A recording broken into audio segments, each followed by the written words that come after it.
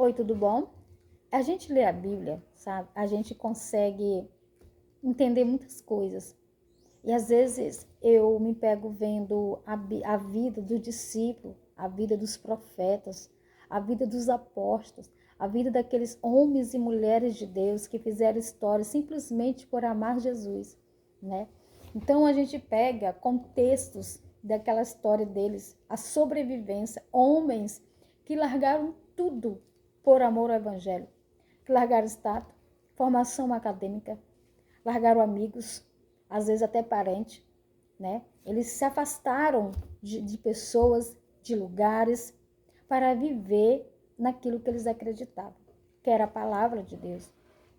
Eles pagaram um alto preço por isso. Muito deles foi assassinado, muito deles foi afastado da sua família, muito deles tiveram que fugir, né, de Jerusalém com medo da perseguição, mas não abandonaram a fé. Eles acreditaram, eles eram fiéis, a fé deles era autêntica, a fé deles era verdadeira, a fé deles não era uma fé manipulada, uma fé corrompida, uma fé adulterada. A palavra de Deus era tratada seriamente por eles. Eles amavam a palavra de Deus, eles serviam a Deus com integridade de coração e de alma, eles aclamavam a palavra de Deus por onde eles passavam, eles faziam o ide, e aonde eles passavam, eles deixavam uma história, eles deixavam um legado, eles faziam uma obra com seriedade, Deus agia na vida deles, e através disso, eles conseguiam abençoar vidas por onde eles passavam, eles conseguiam transformar vidas aonde eles passavam, eles curavam, eles expulsavam demônios, eles traziam palavras de esperança, de fé, eles mudavam a história de alguém, a história de uma cidade,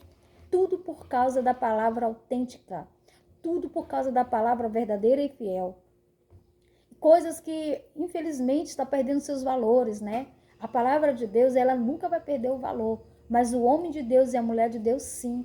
Porque nós temos que voltar à autenticidade da palavra. Nós temos que ser fiel à palavra de Deus. A palavra é imutável. E nós não precisamos imitar nada de fora para poder pregar ou agregar a palavra na vida de alguém. Jesus disse isso, ele falou, sejam meus imitadores. Apóstolo Paulo também disse isso. Sejam meus imitadores como eu sou de Cristo. O que a igreja tem que entender, que você tem que imitar, é a Cristo. Sabe por que que hoje muitos cristãos estão perdendo a sua essência? Porque estão deixando de valorizar a palavra de Deus. Estão deixando de ler a palavra de Deus. Estão se permitindo serem julgadas pelos homens por causa das suas más obras.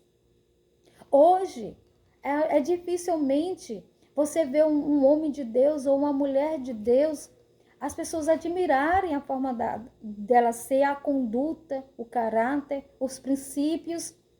A cultura cristã está se perdendo. Os princípios cristãos. A gente vai ter a história, a gente vê a história de Estevão. Estevão, ele foi apedrejado por causa da palavra. Eles queriam que ele abandonasse a palavra, mas ele não poderia, porque a palavra já tinha se infiltrado dentro dele. A palavra já estava dentro dele, ele já fazia parte disso, já tinha mudado todo o contexto da sua história. E ele morreu apedrejado, vendo o céu aberto e Jesus sentado à direita de Deus. A gente vê a história de apóstolo Paulo. Paulo, ele perseguia a igreja, matava os cristãos. Mas depois que ele teve encontro com Jesus, que se converteu de verdade, ele passou a ser perseguido. Para aqueles que ele ajudava a perseguir a igreja, agora estavam perseguindo ele. Apóstolo Paulo foi preso e na prisão foi aonde saiu os melhores conselhos pela igreja, para a igreja. Apóstolo Paulo na prisão escreveu lindas cartas inspiradas realmente pelo Senhor, dando direção à igreja, conduzindo a igreja, mostrando à igreja como era o caminho que ela tinha que seguir, como era que ela tinha que se comportar no mundo. Ele mesmo diz, eu estou preso, mas eu me sinto livre.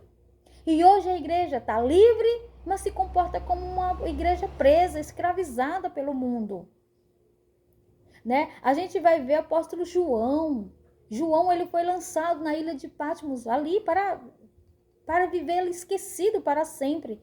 Mas foi ali que ele teve as melhores revelações do Apocalipse. Foi ali que ele teve encontro, ele viu o céu por dentro.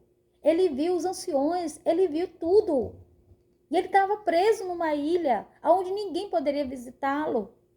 Então a gente vê aqueles homens, eles sofreram amargamente por amor ao evangelho, mas não abandonaram. Eles não se corromperam, não se manipularam, não se deixaram ser adulterados. Eles viveram realmente aquilo que eles pregavam. A sua cultura cristã, a sua essência, eles se deixaram ser transformados. Eles se submeteram a essa transformação que veio à porta descida do Espírito Santo. E o Espírito Santo foi moldando a eles como Jesus queria que eles fossem.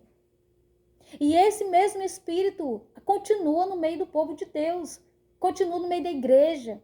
Ele continua aqui nos ajudando, nos aconselhando, nos forjando, nos formando.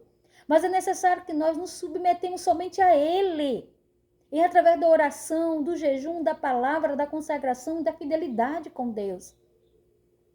Se nós queremos agregar na igreja a vontade mundana, a igreja será manipulada. A palavra de Deus será manipulada. Deus se afastará da igreja. Não tem união nenhuma. Deus quer realmente que a palavra seja liberada para o mundo, para salvar as ovelhas perdidas que estão no mundo. Mas não quer que o mundo venha manipular sua palavra, que o mundo venha manipular sua igreja.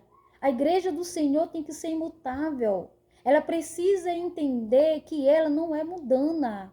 Ela é escolhida para viver uma vida diferenciada. Não melhor. Não é porque eu sou cristã que eu sou melhor. Eu sou melhor do que fulano. Não.